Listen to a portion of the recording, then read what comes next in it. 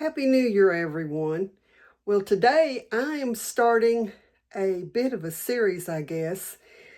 I've talked with many people over the last few months about doing homemade mixes. And, you can go to the grocery store and you can buy, mixes for pancakes and mixes for cornbread. And you can buy spice mixes like your taco seasoning, your Italian seasoning, and stuff like that. But I'm here to tell you it's a lot cheaper and more convenient to mix it at home and just have it on hand.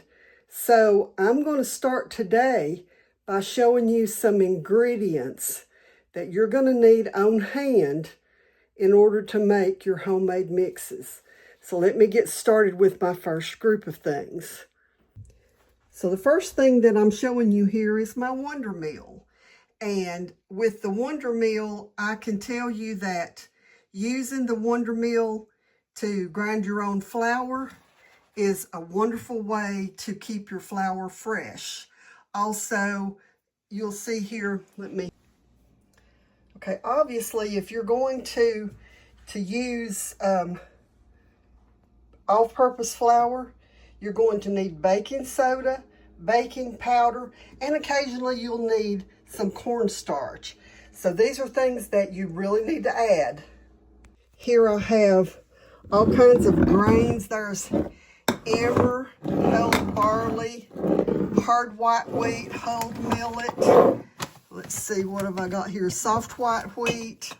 I've got spelt, and I've got hard red wheat.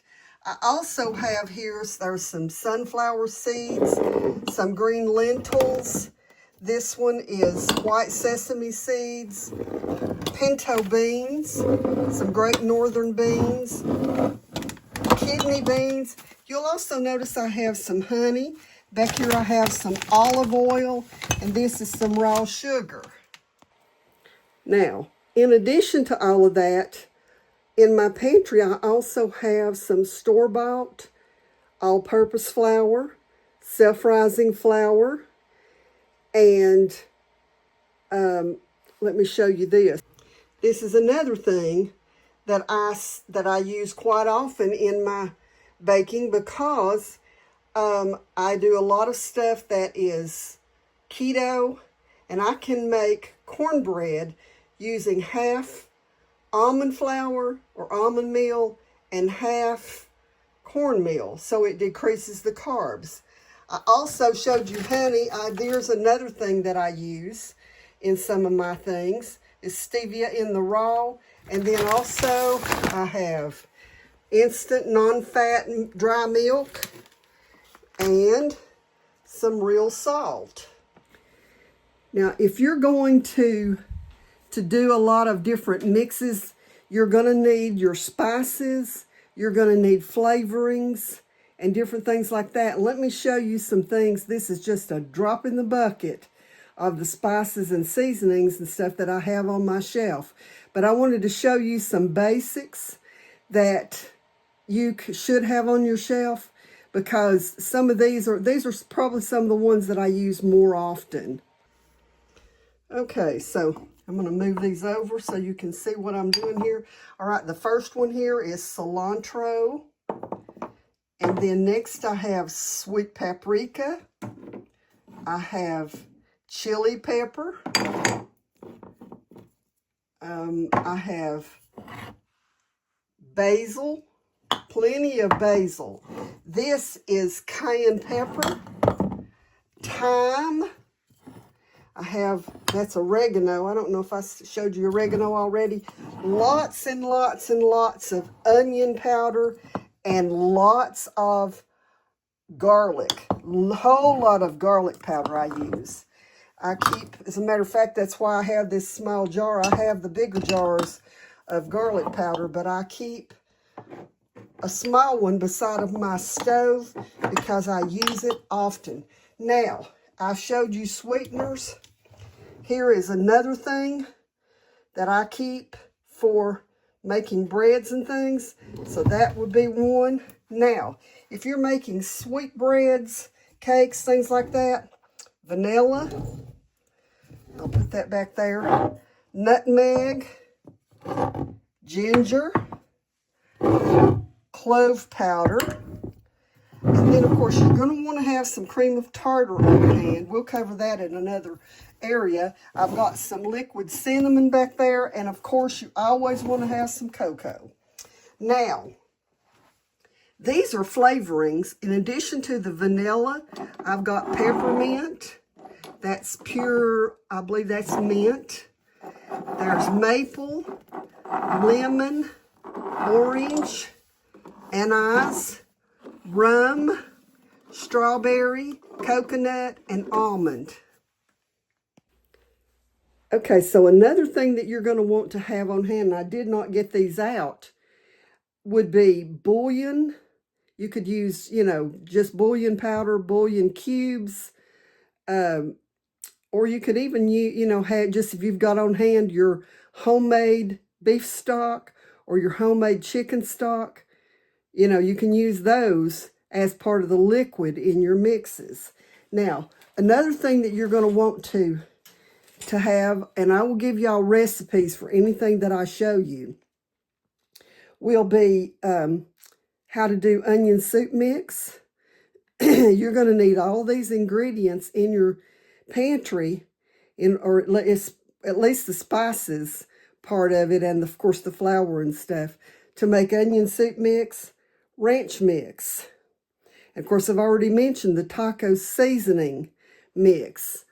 You could also make taco soup seasoning and gravy mixes, muffin mixes. There are just so many, your own cake mixes.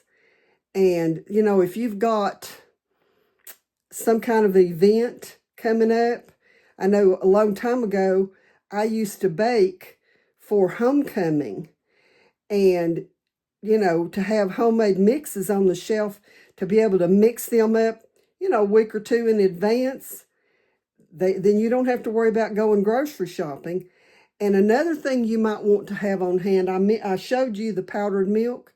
I also have powdered buttermilk and powdered butter. Now, if I'm, if I had an emergency, I would probably use those. Otherwise, I would probably use fresh. But also, if I wanted just to have a few mixes on the shelf for upcoming things, then I would definitely use the buttermilk or the powdered butter in order to have it so that all I have to do is just add water, or, if I was making something that required it, I could use chicken soup or chicken bouillon or beef bouillon or whatever.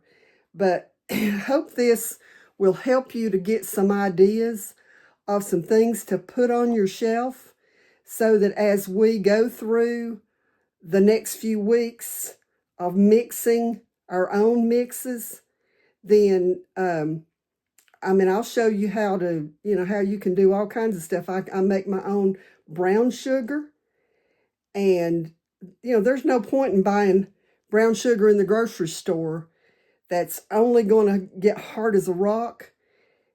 And, unless you just use a whole lot of brown sugar, it will get hard. And so you can make your own brown sugar just in, in a minute at home. So I will show you that. And